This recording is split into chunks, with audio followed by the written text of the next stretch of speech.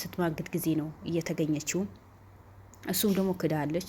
ሰው ሆኖ ይዋደዳል፣ ሰው ሆኖ እንደዚህ ይሆናል። ስለዚህ ተሳስቻለሁ ብላ ነው ያወራችው ነበረው እና ዛሬ ብሩኬ የነስር አይንን አገናኘኝ፣ እስኪ ሚስቴን ልጠይቃት፣ እኔ ምን በድያታለሁ? እኔ ምን አደረኳት?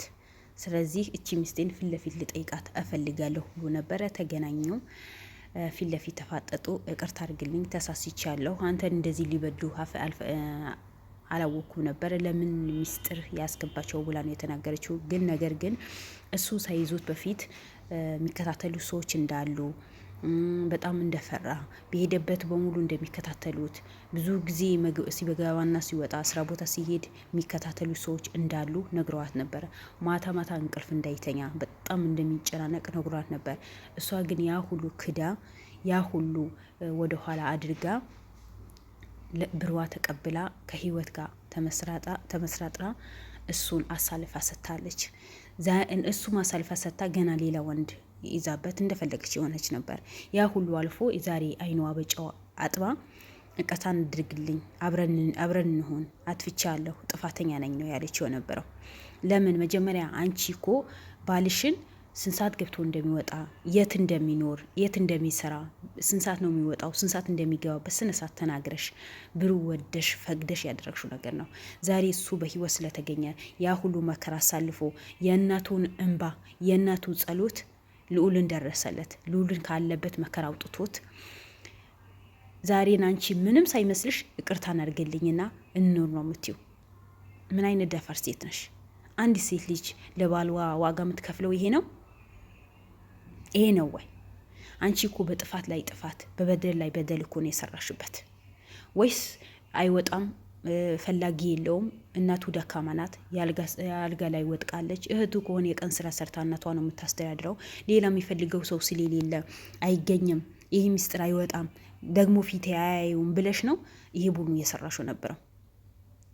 እንዴ አብራችሁ አድጋቸዋል። እናትሽና እናቱ እኮ ጓደኛሞች ናቸው። ቢያንስ ለዛ ለምስኪንነቷ ምንም የበደለሽ ነገር የለም። አንቺም ካለበት ስቃይ አውጥተሹ፣ ከዛ መከራ አውጥተሹ፣ ከዛ ሱስ አውጥተሹ መልሰሽ ገና ሁለተኛ ደግመኝ እንዲሞት የምታረጊው እኮ አንቺ። ለምን በበደል ላይ በደል ለምን ትሰሪዋለሽ? ለምን በብር ትታያለሽ? ያ ብር እኮ አንቺም ጤነኛ ነሽ፣ እሱም ጤነኛ ነው እኮ። ሰርታችሁ ታመጡታላችሁ። ይሰራል አይደል? ካለበት ሱስ አውጥተሹ፣ ካለበት ስቃይ አውጥተሹ እኮ እየሰራ ነው። ሰርቶ ቤተሰቡ እናቱም የረዳ አንቺም የረዳ እኮ ነው የሚኖረው። ስለዚህ በዚህ ልክ ጨክነሽ አድርገሹ ምንም ሳይመስል ደስተኛ ሆነሽ ህይወትሽ የኖርሽ ነው አይደል? እናቱ እዛ ጋር የምትበላው አታ የተሰቃየች፣ አንቺ በዚህ ጋር ደግሞ በመኪና ላይ መኪና፣ በሱቅ ላይ ሱቅ፣ በቤት ላይ ቤት ኑረሽ ገና ከሌላ ወንድ ጋር ፍቅርሽን ያጣጣምሽ ነበር። ዛሬ ግን አፈርሽ። ዛሬ አፍረሻል። ደስ ብሎኛል ስላፈርሽ። ሁለተኛ ደግሞ የመቅደስን ገዳይ ማን እንደሆነ ታወቀ። ሚስጥሩ ወጣ። እያንዳንዱ ብሩኬ ሚስጥሩ ዛሬ ይፋ አውጥቶታል። ከመቅደስ እህት ጋር ያው ቤተሰቦቿ ካሳደገው እህቷ ጋር ተገናኝተዋል።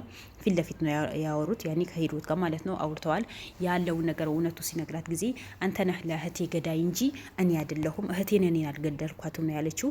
ግን እሱ እውነቱ እያንዳንዱ መቅደስን ህይወቷ ሳይወጣ በፊት የነገረችኝ ሚስጥር አለ፣ ያ ሚስጥር እናገራለሁ ብሎ ከአንድ ሁለቴ ደጋግሞ ተናግሮ ነበር። ዛሬ ግን እንዲናገር ሚስጥሩ እንዲያወጣ ቃል ገብቶ ነው ከልዑል ጋር የተገናኙ ተነበረው። እያንዳንዱ ሚስጥሩ ተናግረዋል።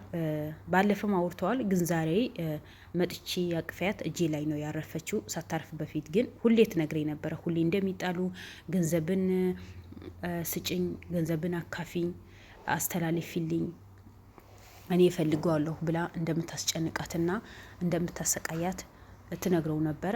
ሁለተኛ ደግሞ እዛ ቀን የኔ ምንም ቢሆን ህይወቴ ቢያልፍ የሆን ነገር ቢከሰት ተጠያቂ እህቴ ናት። እህቴ ብር አስተላልፍልኝ ብላ ቁም ስቃይ ከልክላኛለች፣ ለመቀመጥ ከልክላኛለች፣ በቃ በየቀን መታ ታስጨንቀኛለች ብላ እያንዳንዱ ተናግራው ነበር። ያው ባልም አይደል ሴት ልጅ ለባሏ ነው ሚስጥሯ የምትናገረው፣ ባል ደግሞ ለሚስት ነው። መደባወቅ የሚባል ነገር የለም።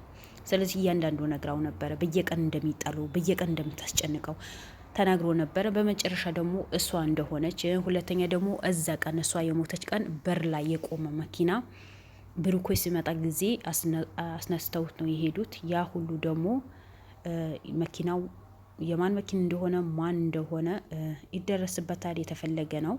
ኢንሻአላ እነሱም በእጃቸው ተገኝቶ በልዑል እጅ ገብተው እውነቱ እንዲወጣ እርግጠኛ ነን። ያው እሷ እንደገደለቻት ነው የተናገረው። ምክንያቱም ሳትሞት በፊት ተናግራ ነው የሞተችው። ሁለተኛ ደግሞ ብሩኬ ያገቱት ሰዓት አንተ አካውንት ላይ ብር አለ፣ የመቅደስ ብር በአንተ ስም ቤት አለ፣ ያ ብር ስጠን፣ ያ ብር ያ ቤቱ ደግሞ ስም አዟዝር ብሎ ነው እንድፈርም ነው የሚደበድቡኝ የነበረው። እነዛ ሰዎች ደግሞ የቺ ልጅ ሰዎች ናቸው። እሷን በየቀን የመጣች ታስቸግረኝ ነበረ ብሎ ነው የተናገረው።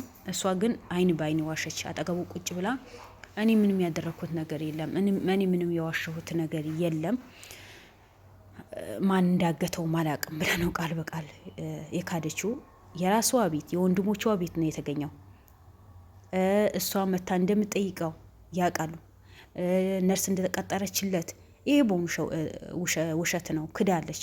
በቃ መካድ ወንጀል የሚሰሩ ሰዎች መቼም ይክዳሉ፣ የታወቀ ነው።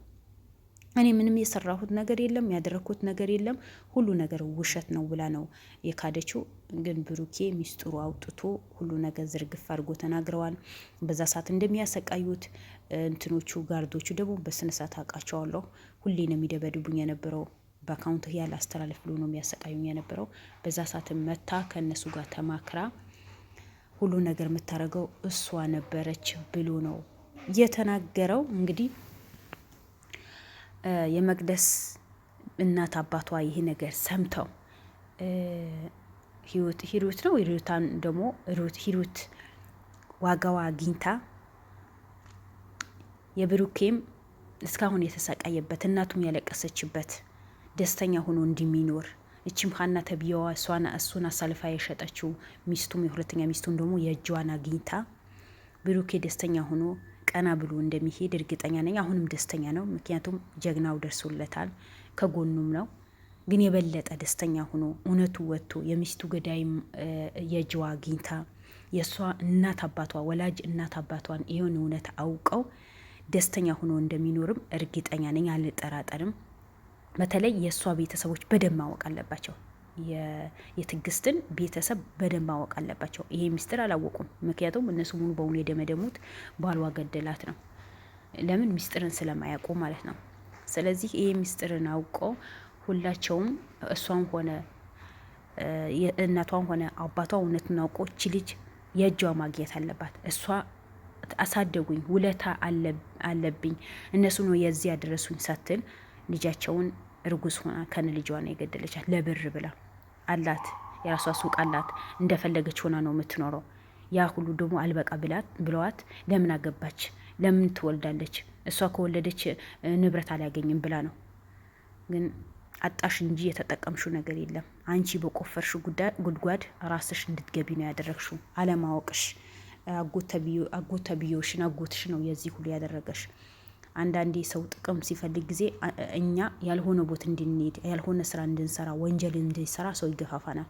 አሁን አንቺም አጎትሽ በአንቺ ጥቅም ስለፈለገ ብር ስለፈለገ ነው አንቺ ያልሆነ ውስጥ እንድትገቢና ወላጆችሽ ባይወልዱሽም ወላጆችሽ ናቸው አሳደጉሽ፣ ለዚህ አብቅተውሻል፣ አስተምረውሻል።